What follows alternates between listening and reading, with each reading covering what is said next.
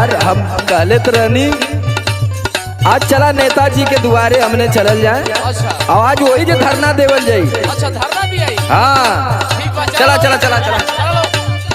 रड़ुआ समाज अध्यक्ष जी जिंदाबाद जिंदाबाद। रड़ुआ समाज अध्यक्ष जी जिंदाबाद जिंदाबाद। रड़ुआ समाज अध्यक्ष जी जिंदाबाद जिंदाबाद। अरे नेताजी प्रणाम। प्रणाम प्रणाम बाबू, बोलिए आप कौन?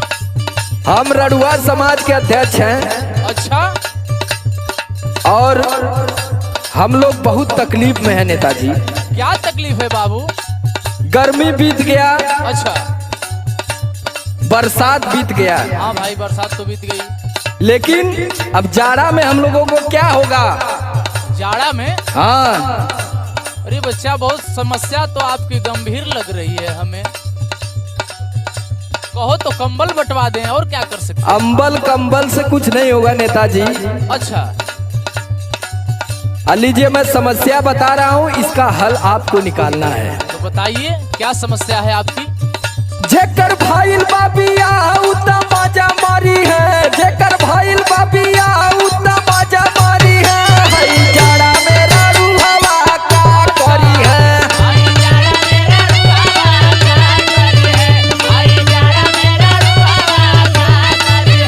अरे का करी है हो भैया, का करी है हो भैया, का करी है, हई जाड़ा मेरा रूहवा का करी है।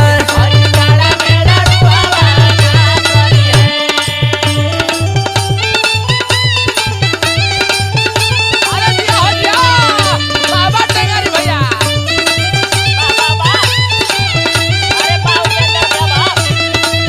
क्या हो? ओए बे! लूटा लूटा।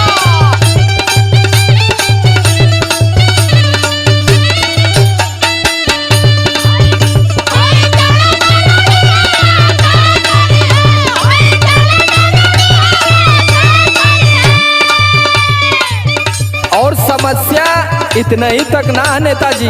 और का है? मान ला जेकर बियाह हो गल है, अच्छा वो तो बड़ा खुश है, हाँ भाई जेकर बियाह भइल तो खुशे बा। लेकिन एमे कुछ रड़ुआ ऐसनो प्रकार के हुए कि बियाह भइले के बाद भी ना खुश हुए। बियाह भइला के बाद भी ना खुश होवन, हाँ ई काहे हो? जैसे एमे प्रकाश जी हुए, अच्छा एडीआर जी, ते अंसल बहु होइल हवा का? धनंजय यादव, पर्स माफिया, एमे एक ठे टेंगारी भैया भी हुए हमार। उनको तो किलाट फूकने से ही टाइम नहीं है। अरे उनकर की लटवा का हुई। और लीजिए समस्या सुनिए नेताजी। सुनाइए। बुढ़वा तेल मलवाई ली है पतोहियन के गरियाई,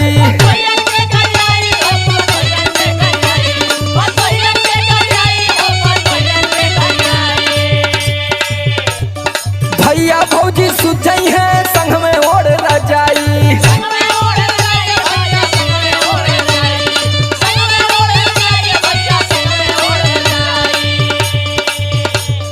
बुढ़वा तेल मलाली है पतोहियन के गरियाई, भैया भौजी सुजई है संग में ओढ़ रजाई।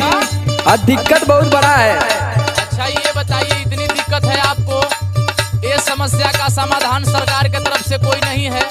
सबका तो सरकार सुन रही है, तो हम लोगों का क्यों नहीं? ठीक है, प्रयास करते हैं, ऐसी व्यवस्था होगी तो जरूर सुना जाएगा। अगर हम लोग की मांगे पूरी नहीं होंगी तो हम लोग आमरण अनशन करेंगे यहाँ पर। अच्छा चलिए ठीक है, बताइए। लीजिए सुनिए। बताइए। जेकर नैहर में